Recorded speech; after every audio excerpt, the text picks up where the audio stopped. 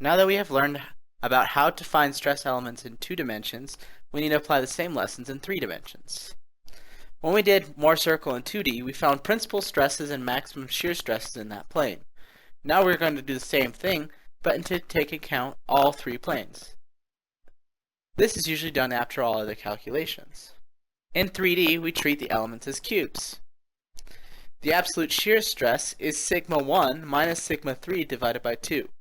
We will talk about what each one is, but basically this is saying that you will take the largest principal stress and the smallest and treat them as sigma 1 and sigma 3 respectively. Here's an example of a 3D stress element.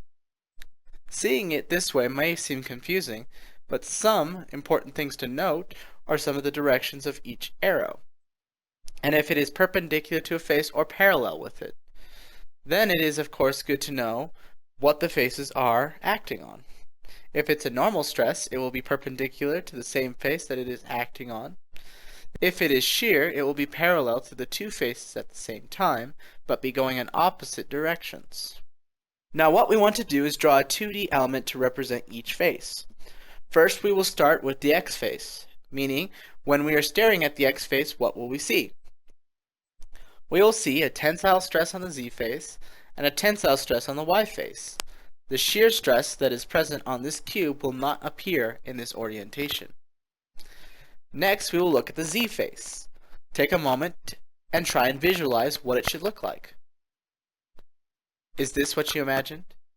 You should notice how the X and Y face stresses appear, but none of the Z forces.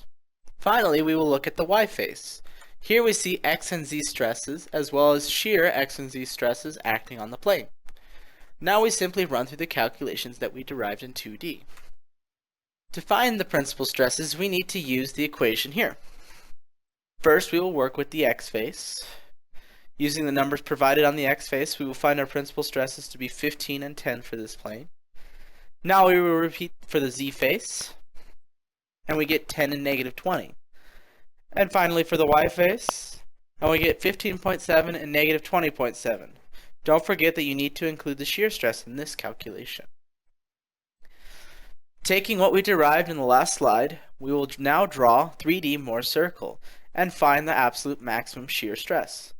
The absolute max shear stress is where you will take the largest principal stress and the smallest and subtract them and divide it by 2. You should get 18.2. Now we can draw a Mohr circle. First we will draw the X face, next the Z face, and then finally the Y face. This one turned out nice and easy because it just so happened that the maximum principal stresses were found on the Y face. And that means that they are the absolute maximum stresses that you will find. So this 3D Mohr circle that envelops sigma 1 and sigma 2, if they were found on different respective faces, they would be in a circle that goes from the new sigma 1 and the new sigma 2. Then the absolute maximum shear stress would be found at this point here.